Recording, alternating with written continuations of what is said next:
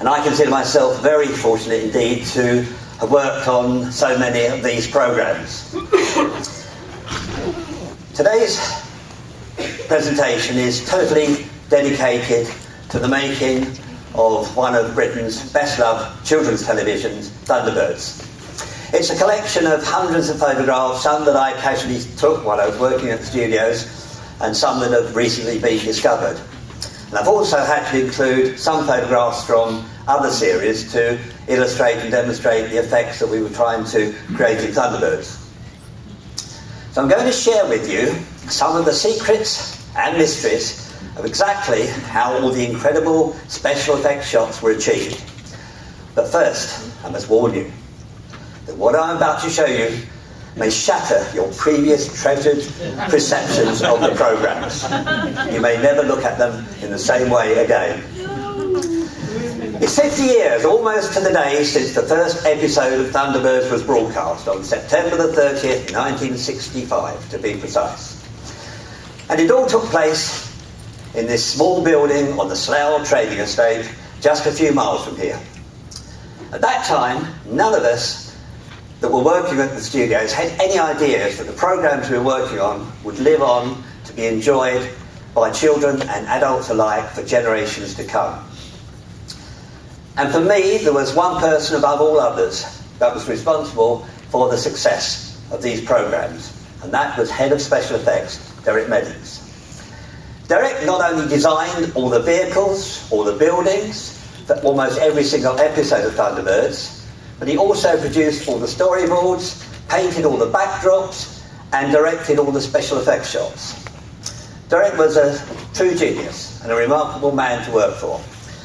When I met up with Sylvia Fanderson recently, excuse me, she was only too happy to admit to me that without Derek's input, the programmes wouldn't have been half as successful. And I was very proud to be part of Derek's elite special effects team of technicians. Derek also came up with the idea of Tracy Island and designed all the underground hangars for the Thunderbird craft. Okay, so let's go back and see exactly what went on in those special effects studios on the Thunderbird sets. We all remember the classic launch of Thunderbird 2, deep inside its underground hangars. As the rescue pods passed beneath it, Thunderbird 2 would lower down onto its pods. The giant hangar rock face would lower into the ground. Thunderbird 2 would majestically roll out onto the runway. The palm trees would part. Thunderbird 2 would mount its launch pad, ready for a blast off and another rescue mission, all set to the brilliant music of Barry Gray. Well, that's what it looked like on your television sets, but that's what it actually looked like in the studio. Thunderbird 2 had been flown on 4 very thin wires by a special effects technician perched on a plank above the set. One of the most important elements of this shot is the fan that is placed directly in front of Thunderbird 2. This fan is placed as close as possible, just out of shot, to blow the smoke from Thunderbird 2 in the right direction. The only problem with this was that the moment that Thunderbird 2 left the frame, it always crashed straight down into the fan, and inevitably the wires would break and it would go sending crashing onto the ground. And that's why these 2 crew members are perched below it, waiting to catch it. And if they missed it, there's a 2-inch thick sheet of foam to soften the blow when Thunderbird 2 hit the floor. You can also see a group of plastic bottles at the bottom of this picture. These are the all-important bottles of dry powder paint we use for puffing down the wires, and I'll come back to those a little later. This picture shows special effects assistant Peter Ragg flying Thunderbird 2 from a platform above. And it's always great to find a few new photographs now and again. This one only recently came to light, and it shows how the Thunderbird 2 hangar was constructed so that the camera could get in as close as possible on the far side. And this is what the shot would have actually looked like through the camera. We can all remember the moment when Thunderbird 2 lowered down onto its rescue pods. But this shot, however, presented 2 major problems. The plan here was for the 4 telescopic legs to collapse neatly into each other, lowering onto the pods. The reality was that the legs always got stuck no matter how many times we tried to film it. And so, after many attempts, a far simpler method was thought up. The legs were fixed off solid, and 4 holes were cut into the set under the legs. The 4 legs were then placed on a board under the set, and on the command of action, the board was lowered, and Thunderbird 2 sat down gently onto its pod. And that's actually how it happened. So all the clever technology that went into those telescopic legs never actually paid off on the final set. Given the illusion, of course, that the legs had telescopically lowered into each other, a simple and yet effective answer to a very strong problem at the time. The second problem occurred when the hangar door was lowered into the ground, and it left a gap in the set. Then as Thunderbird 2 passed over the gap, it always got stuck in this slot. The only way around this was to actually stop filming at the moment that it reached the gap, and then Thunderbird 2 would be pushed over the gap, and another pickup shot would be filmed from a slightly different angle, and they joined the two together, so you never actually saw Thunderbird 2 going over that gap. You won't find that anywhere on any of the scenes. And this obviously solved the problem. And this photograph that I casually took one evening when I was leaving the studios shows how the Thunderbird set was actually built. It's raised off the floor on a timber frame, and this allows for the technicians to get under the set to operate the hangar door and other effects. It also made it possible for the classic parting of the palm tree shot. For this shot, a couple of special effects crew members would crouch under the set, each holding on to brass rods, which went up through the set and into the rubber palm trees above. And on the count of 3, the rods would be swung sideways, making the trees part for Thunderbird 2 to launch. A very simple and effective answer to one more problem. This set also had detachable sections so that close-up shots could be achieved. Once the front of the set was removed, the camera could then move in as close as possible to get a nice close-up shot of Thunderbird 2 coming out of the hangar. Thunderbird 1 also had an impressive launch sequence as it moved through its hangar deep inside Tracy Island, and it mounted its launch pad while the swimming pool above parted, allowing it to blast off on another rescue mission. However, this is what it actually looked like back in the studio. A far less impressive scene. Here we can see the hole cut in the set for the swimming pool to retract. This was another technical problem that had to be solved in a very simple way.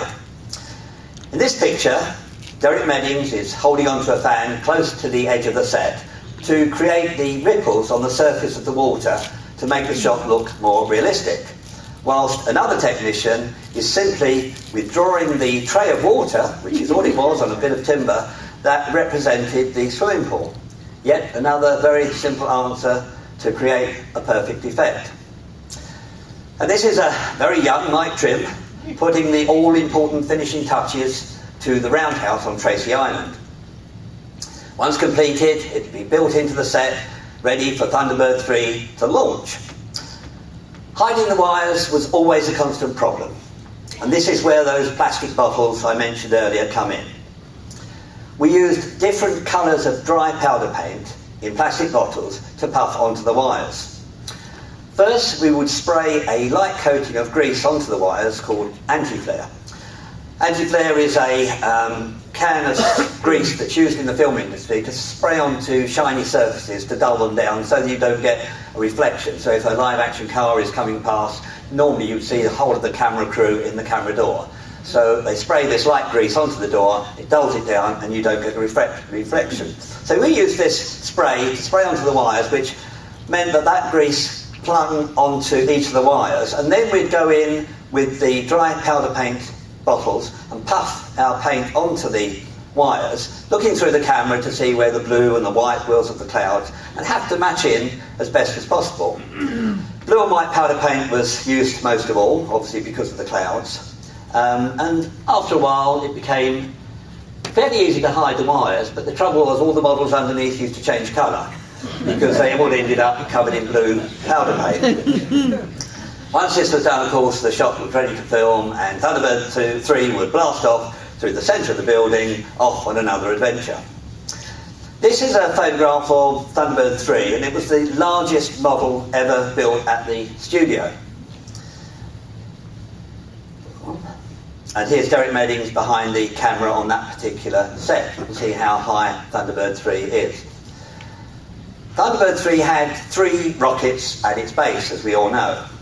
The rockets sat on metal parts, which were actually discarded parts from 3 vacuum cleaners. Mainly because the heat of those rockets, when the actual explosive charges were ignited, was so great that any plastic underneath would have simply melted away. And I only found out actually last night, talking to Mike Trim, that these 3 pieces of vacuum cleaner were actually found on a piece of waste site just a few hundred yards from the actual studio building. And that's how things were in those days. You went out and found something, and if it was, you used it. But if we go back and take another look at the roundhouse, you can see that it also resembles another Thunderbird craft. Derek Meddings liked the shape of the roundhouse so much that he actually modelled Thunderbird 5 space station on it, as you can see here. Flying the craft was an extremely difficult challenge, and it required a very, very steady hand. Here's Special Effects crew member Peter Ragg, perched on a plank flying Thunderbird 1. And he's simply balancing on that plank, probably about 4 feet off the ground. And here he is again flying Thunderbird 2. This time he's probably about 10 feet off the ground. But sometimes he'd be virtually in the roof of the studio, trying to control the craft perhaps 30 feet below him on 4 thin wires. Note, he's got no safety devices whatsoever. The plank's bending under his weight, and as you can tell, there's no such thing as health and safety in the early 1960s.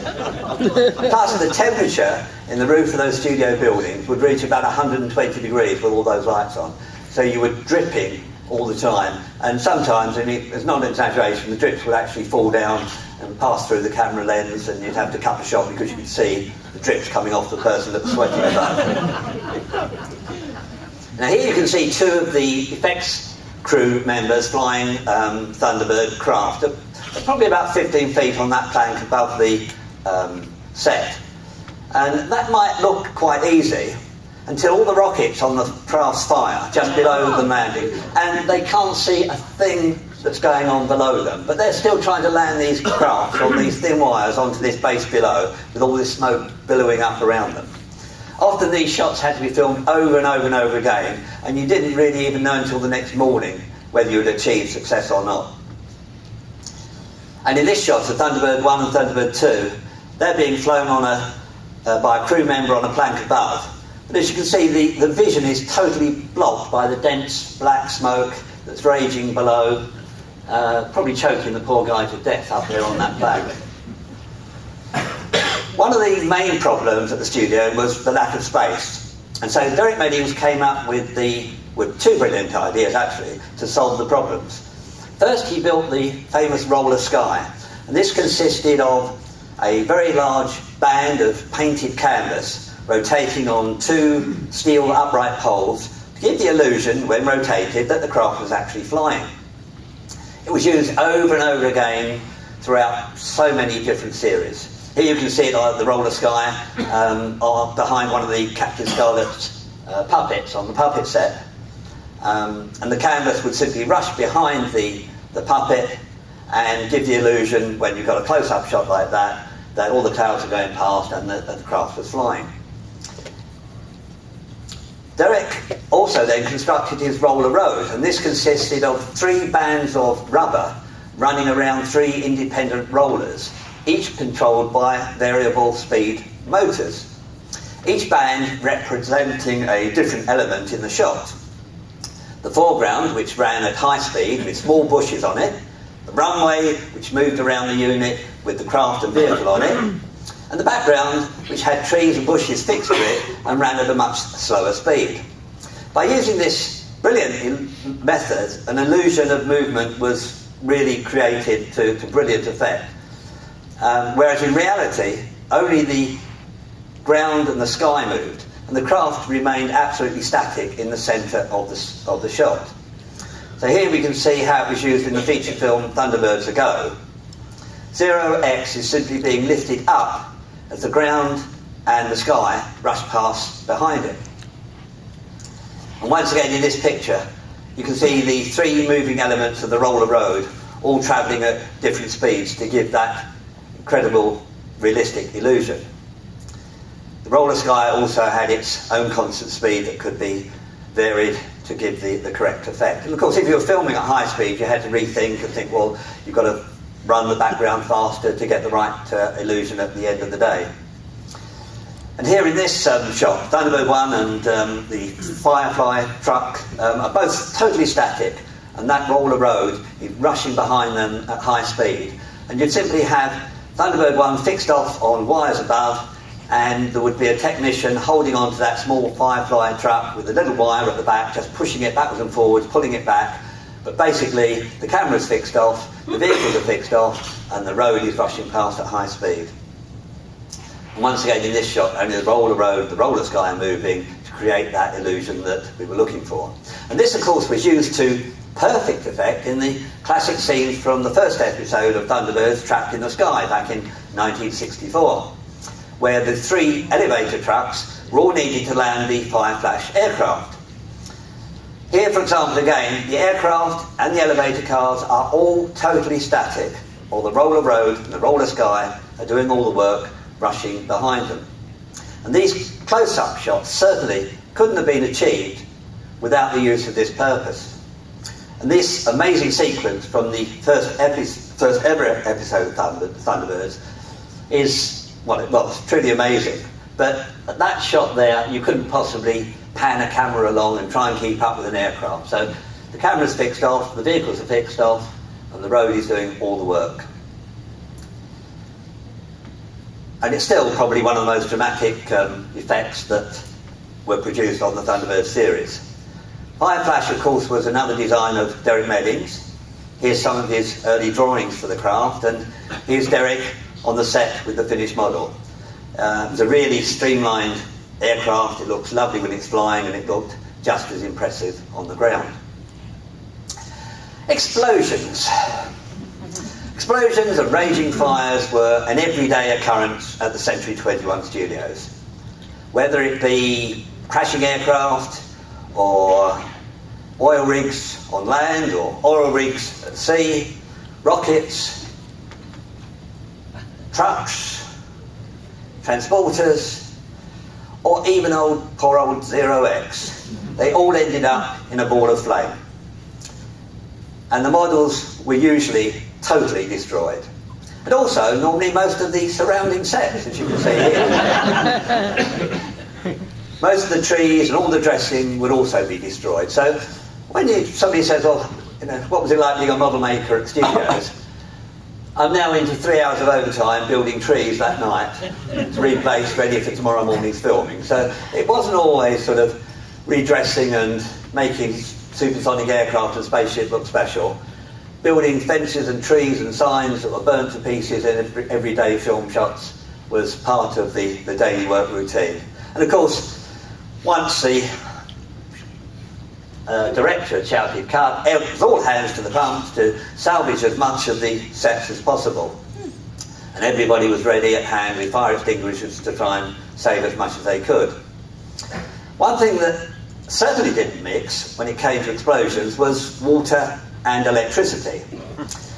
Here, for example, is what happens when you have an ocean-based model and you want to blow it up. When the cold water from the tank hits the 10 kilowatt lamps above, the toughened glass would shatter and come crashing down on the crew below like a windscreen in splinters. So that freezing cold water, as you can see there, is going straight up into those 10 kilowatt lamps. And it's a pretty frightening set of experiences to be in that studio at that point. And hardly a day ever went by without one sort of explosion or another.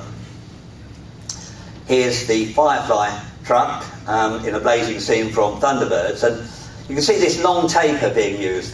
What would happen is after a model had been blown up a couple of times, we'd then go in one final attempt and we'd pour petrol gel all over the set, and then because it was so highly explosive, somebody would have this 3-4 foot long taper and go in and actually light the burning inferno, which would destroy everything beyond repair. And one of the largest components, of course, we ever used in the construction of almost all the special effects sets was plastic kits. We used them all the time to dress buildings and craft for a quick and simple effect. And this was certainly the case for all the Thunderbird hangars on Tracy Island. Looking back at the Thunderbird 1 hangar, it's actually packed with Airfix kit parts. Here you see the use of the Airfix girder bridge and footbridge parts. These kits were bought in by the hundreds, and we used them over and over and over again. We'd cut open all the packets, pour them into large cardboard boxes, and then just dip in and take out whatever pieces we wanted whenever we needed something. And you can see those shapes in those packets. You'll recognise them on all the sets all the time. So that was our lifesaver really at the studios. And this unusual photograph actually is from behind the Thunderbird 2. It's actually jam-packed with parts from plastic kits, as you can see. This is the Thunderbird famous shot, Thunderbird 1 hangar, that contains the famous lemon squeezer mounted on the wall. Now, there's nothing wrong in it being there. In fact, it looks very, very impressive. It's just the trouble is, once you know it's a lemon squeezer, you never quite look at it the same way, and it does shatter all your previous illusions of the set. There's also a group of, whoever can remember it, Sparklets soda siphon bottles mounted on the hangar wall. These were great little miniature tanks that were used over and over and over again. They were really very effective on all the sets. And on the Thunderbird 2 set, there were even more plastic kits, all used to make the models look more convincing. These kit parts were extremely common throughout nearly every television series you'll see that were ever produced at the Century 21 studios. And they were a vital time-saving element in model construction. Once again, in this picture, we see the heavy use of all the Airfix kits parts. And in this picture again, it shows dozens of train footbridge kit parts that have all been joined together, one on top of the other, for this dockside crane scene. And then these cranes would be used over and over again for many, many series, sometimes half the size, sometimes twice the size, but they were just put up on the shelf and then brought out again a few days later. And this shot is actually packed with various parts of Airfix kits, so many it's hard to pinpoint them all. All of which, though, work to create the perfect effect on the model, I think. And once again, plastic kits were used to create the perfect gantry around this launch pad. Here you can see a very young Alan Shubrook dressing one of the moon-based models for UFO. And the reason I show you this picture is that you can note the small plastic kit parts in the box at the bottom of the photograph.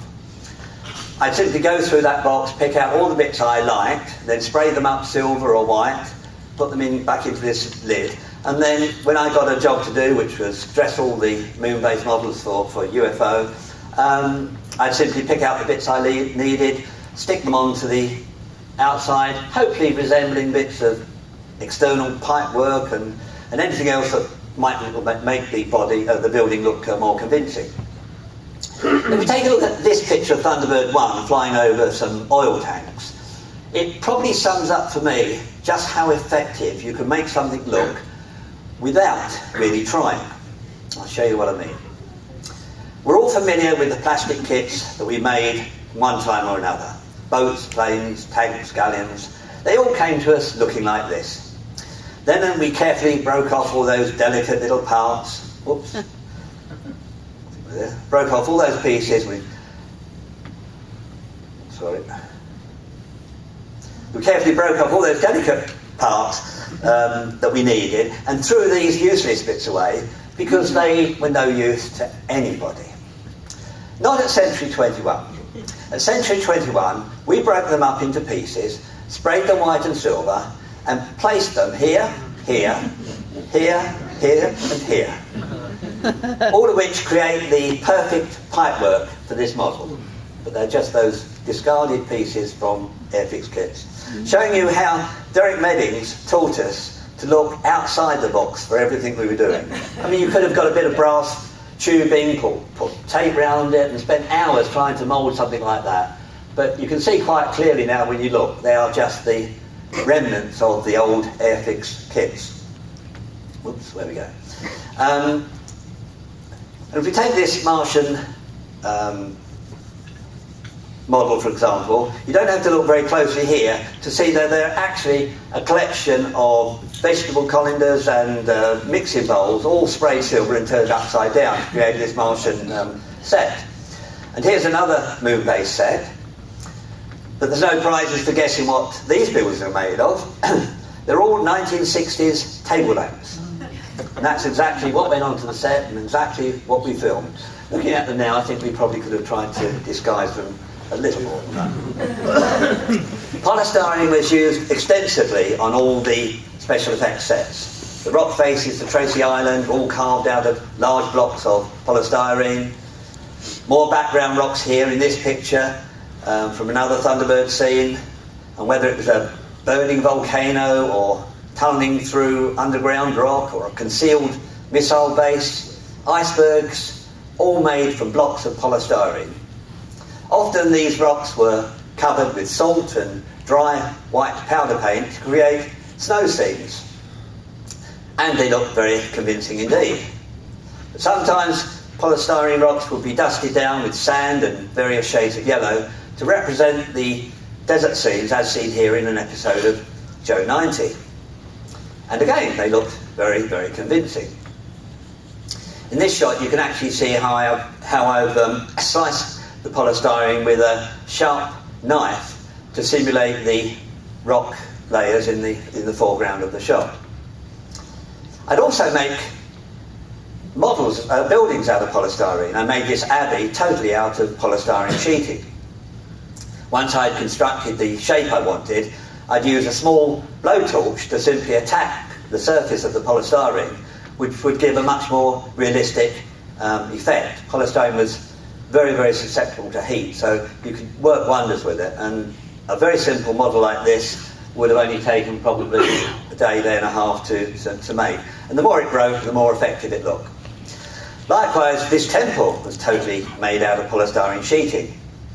By using a hot soldering iron, I could easily create all the hieroglyphics on the temple walls with amazing effect. I mean, I'd run the hot soldering iron along the polystyrene and create whatever shapes I liked. I mean, nobody told you what to do, nobody told you how to do it, nobody would query the fact that it was all gobbledygook. But the hot soldering iron was the perfect tool to just melt away the polystyrene. By the time you've given it a coat of emulsion paint with a bit of grass in there, you had a very simple and effective model. Once again, got blown to pieces. And even this palace that I made was totally out of polystyrene sheeting. It was simply carved out with a sharp knife. And here again, the most important aspect of my work was dressing the models and dirtying them down.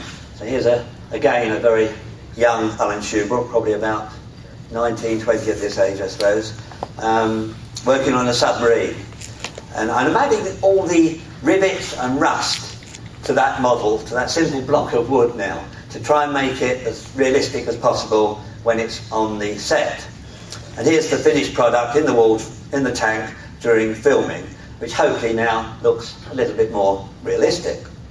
And that was a very, very important part, because without that effect, it really did just look like a block of wood. So you work quite hard on the dirtying down to the process. In this picture, it's a very good example how a ship has been dirtied. A very small model, this. It's probably only about 18 inches, 2 feet long. But by adding all that rust and dirt, it really does give it quite a realistic effect. The dirtying down process was used on every model. And here's a row of houses that I made. And as you can see, I've added all the aging process to the buildings to make them look as realistic as possible. And here on this model of this house, you can actually see the great detail and attention that's been put into it. And yet it's only a simple card and polystyrene construction.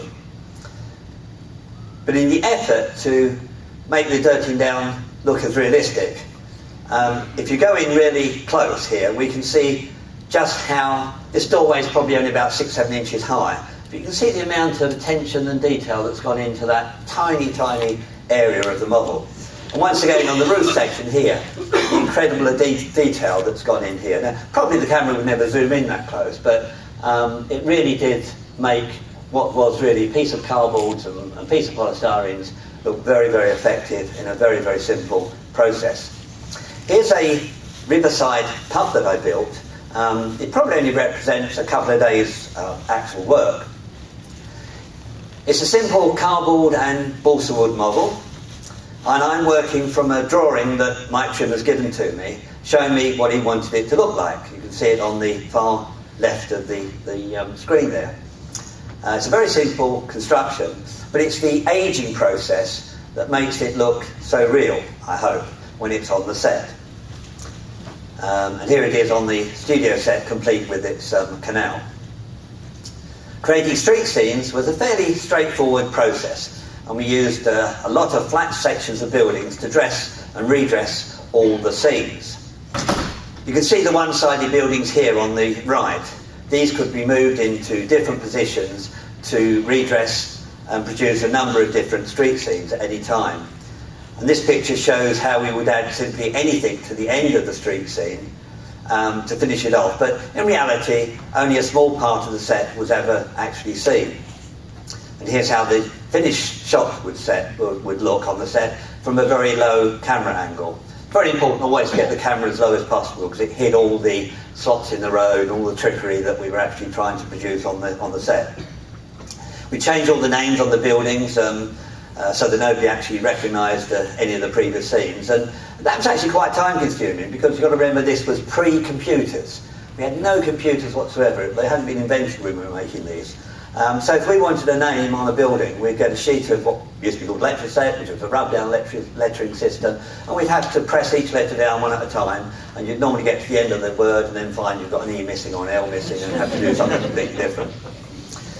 Thunderbird featured some brilliant craft, of course, including the famous crab logger here in the episode of Path of Destruction from Thunderbirds, and the Pacific monorail, and in the Brink of Disaster episode. And here's Bill Camp on the left and Derek Meddings trying to resolve one of the problems on the monorail set. And also the ocean liner Pioneer from the episode Danger at Ocean Deep. Once again, note the highly technical way of moving the liner down the launch ramp with a long wooden piece of stick. As I always say in every shot, it was a nudge and a push and a great deal of luck. All the road vehicles had the same system for producing exhaust fumes. It's very simple and yet very, very effective. A small charge called a Jetex was actually placed in an aluminium tube underneath the vehicle.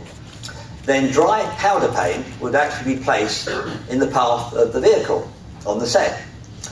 Once the charge was lit, it gave off a high-powered blast of air for about 20 seconds. And as the vehicle travelled through the set, the blast of air would blow the powder paint up into the air behind it, giving the perfect illusion that the vehicle was actually had an exhaust system. And if you wanted to suddenly change gear halfway up a mountain, you'd simply put an extra dollop of powder paint there, and when it came to sound effects, you'd put the changing gear on, and it looked as if it was changing gear in the middle of the mountain. But basically, it was blowing more powder paint up into everybody's face in the studio. The method we used for moving all the vehicles on the set was the same throughout nearly all the series ever produced at the studios. Here's Fab, for example, Fab 1 travelling along the set. And it's actually being pulled along by a piece of string underneath that studio set. A great example of this system can be seen if we look at this shot that we saw earlier from Joe 90, where you can see quite clearly the slot cut into the floor to represent the route that Model T car has to follow. You can even see the string under the set at the bottom right-hand corner of the picture here, which is pulling the car through the shot. We can see how this was achieved even more clearly if we look at a few photographs that I took on the Secret Service series. First, we built a set on chipboard flooring, which was a couple of inches off the studio floor, leaving just a small space between the floor and the set. Then a slot would be cut into the chipboard to represent the route that the car had to travel. In this shot, the car on the right had to run round the corner and go into the garage. The secret of this shot was this thin rod fixed to the steering system underneath the car. You can just about make it out. String would be fixed to the bottom of the rod underneath the chipboard, and the car would literally be pulled through the set by one of the crew members. The piece of string was normally so long that the actual crew member was probably running down the corridor past the toilets, and he had no idea what was going on in the set behind him. He just kept going until somebody shouted cut. And if it didn't work, the beauty of this technique was that because we had a slot and we had the car, you just put the car back in the slot again, like a electric system, and pulled the car exactly along the same route. You could do the shot over and over again until you got it right. So this was literally a shot that perhaps would be 3 or 4 times done until everybody was happy. And the very low camera angle, I mean, I took these photographs, but the actual camera would have been much, much lower than these shots, and they would have covered the slot so you wouldn't have actually seen it. But there is one interesting mistake while we were on this shot from Secret Service, which I did mention at one of my previous talks, that nobody ever picked up on at the time. As you can see here, this tiny, tiny garage and this car, the car went into the garage front first. Amazingly, every morning, miraculously, it came out front first. And that's on the whole series, and nobody ever... There must be some incredible turntable inside there that turned it on. When it came to vehicles crashing down the side of mountains, we had a very special way of doing this. It took months of training. It's a highly guarded secret in the special effects industry. Only a few of the most highly trained crew members were allowed to undertake this precision effect. And it remains a secret in the industry until now. 2 guys climbed up onto the studio roof and threw it off. Hopefully, with any luck, it would miss the camera crew at the bottom of the set. But they weren't always impressed with our technique. When we needed to film seascapes, we had a giant water tank. It was so large that it had to be brought into the studio and bolted together in 2 halves. And it took nearly half a day to actually fill it up. It was designed so that the water could continually be pumped over the front and back edges of the tank, as you can see here. The camera was placed as near to the edge of the tank as possible, and this meant that the far horizon of the tank always looked like an actual horizon. There was no solid material at the end of it. And this gave us the perfect effect for nearly all the water scenes that we ever filmed. Whenever we needed films, shots with ships and boats, as you can see here,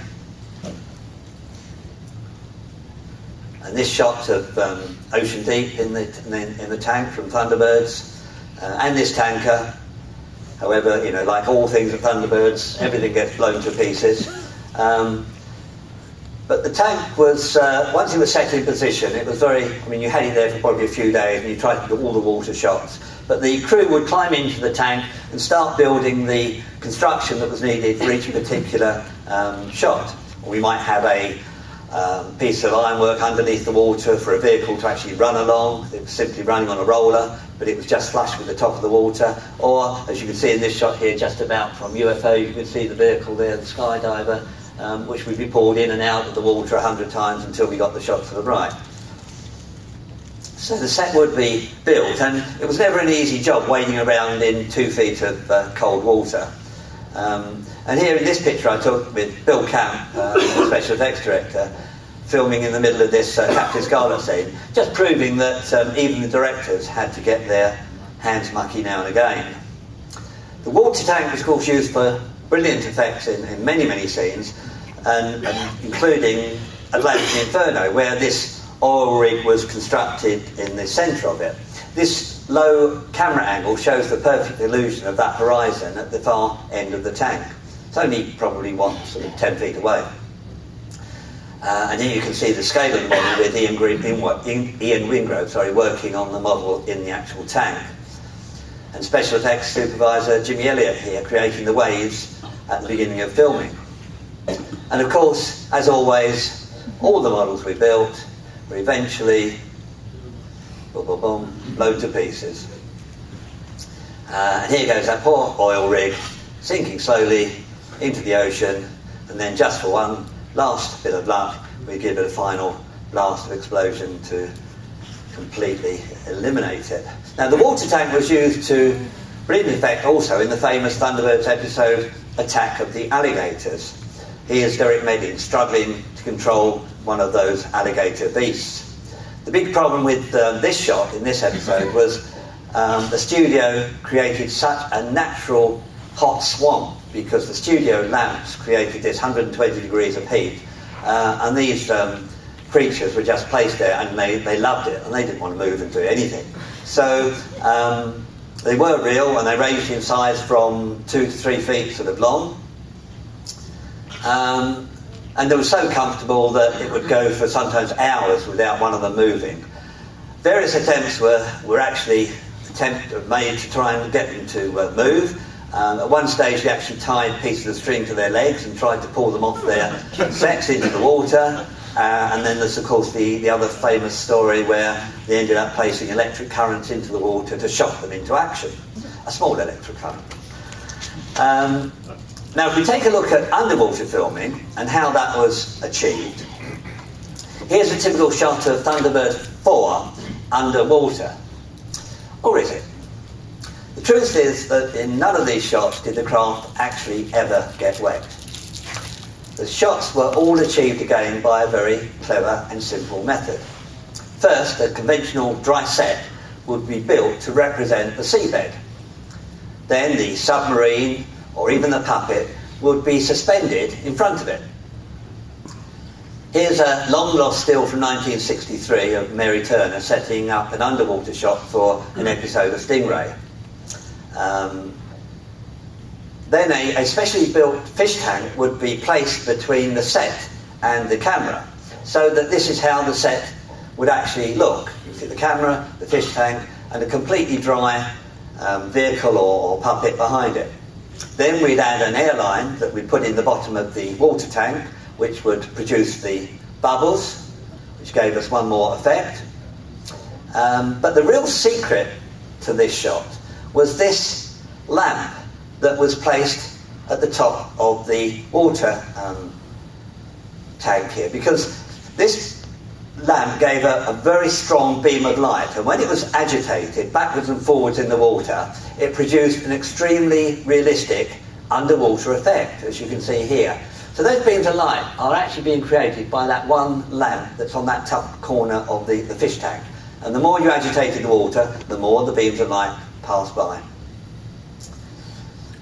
Then added, of course, a few small fish to the fish tank to give the real, true illusion that Stingray was actually underwater, when in fact it's being flown on 4 thin wires behind a fish tank. Here again you can see how those bubbles just give you that other illusion. And once again on this shot from Captain Scarlet, where the effect is very, very convincing, and you can see how these beams of light from the lamp above really work to make that shot look as effective as it is. Rockets. It's the fact that more rockets were launched from the Slough training estate than anywhere else in the world. The problem was that not many of them got more than a couple of feet off the ground, as we can see here, for example. Here's a perfect lift-off. 2 seconds later, the wires would break, and the rocket would crash down onto the set, flames still gushing from it.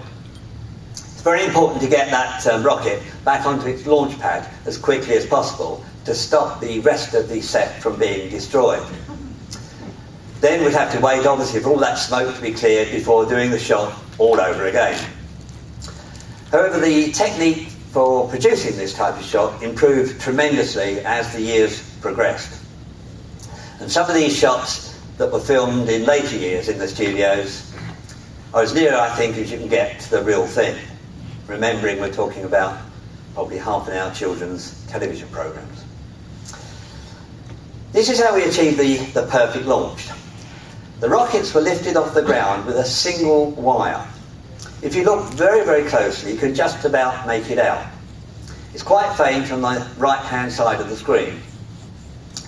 The wire would run up over a pulley at the top of the studio gantry, and the rocket would be slowly pulled off the ground by a crew member. You had to make sure that rocket was really, really balanced as you load it down, because otherwise, the minute you lifted it off, of course, being on a single wire, it would just start spinning. So the positioning of it was very, very important. But it was just one wire and one technician, again, walking away probably towards the toilets and down the corridor, not knowing what was going on behind him, that created that effect.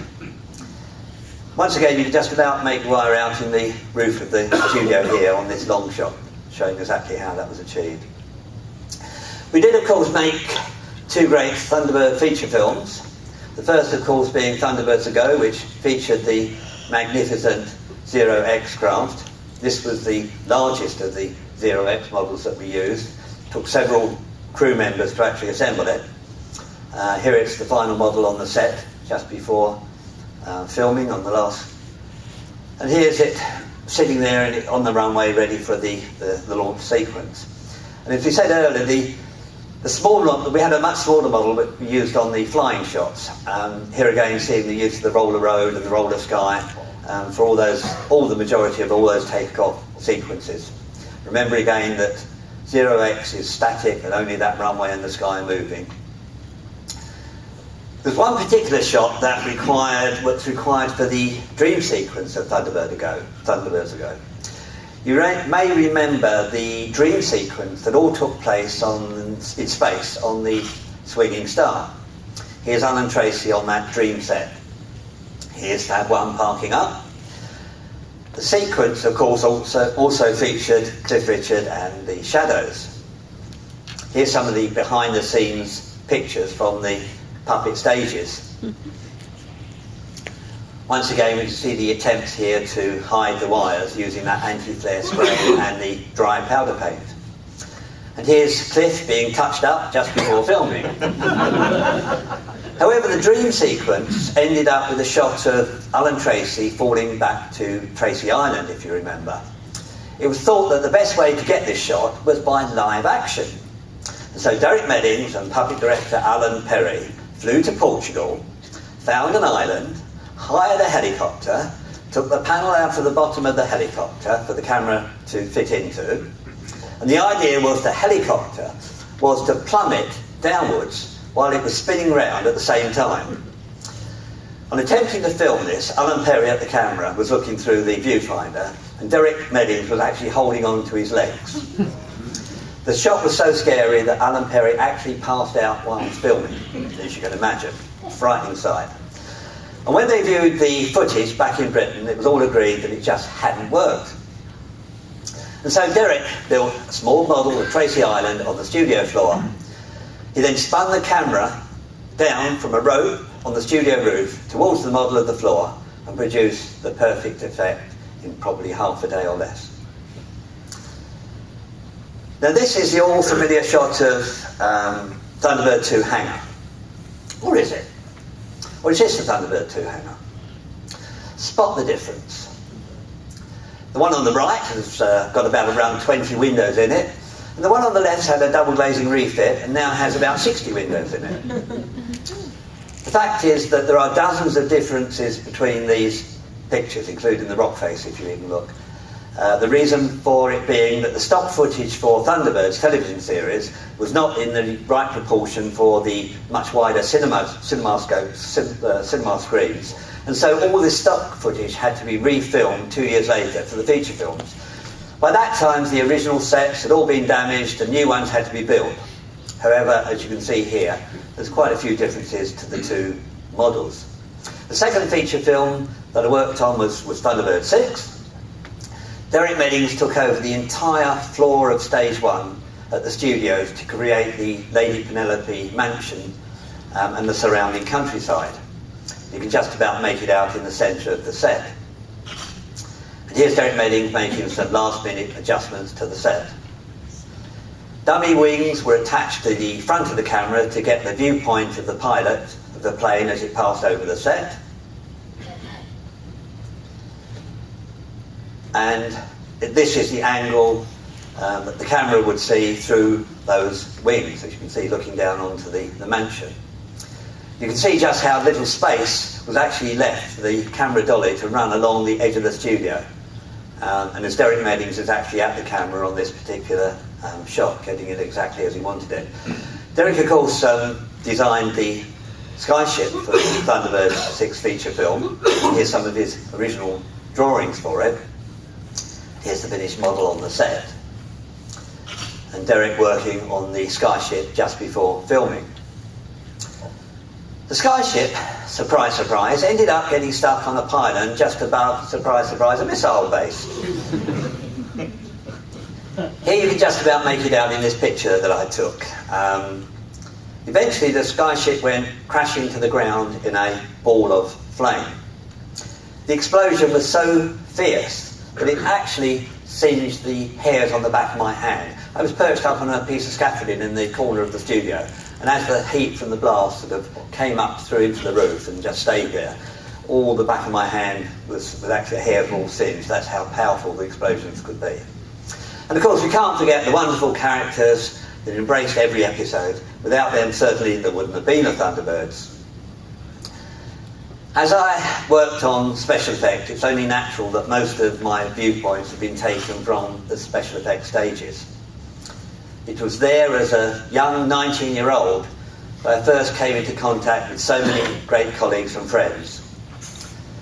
Thunderbirds will go down in history for me as being a brilliant and creative and highly imaginative series, capturing the imagination of television audiences around the world.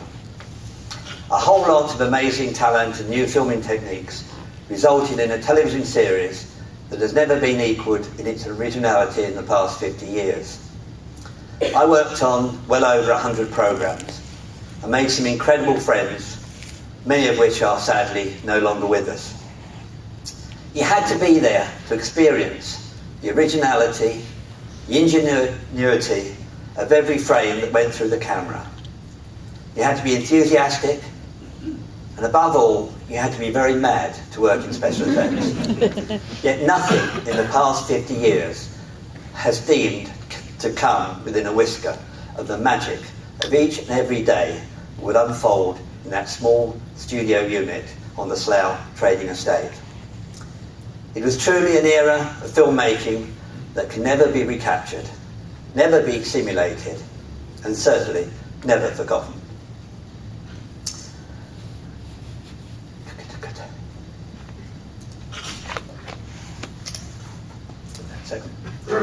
If you have enjoyed the presentation, I did produce a brochure to accompany this particular talk.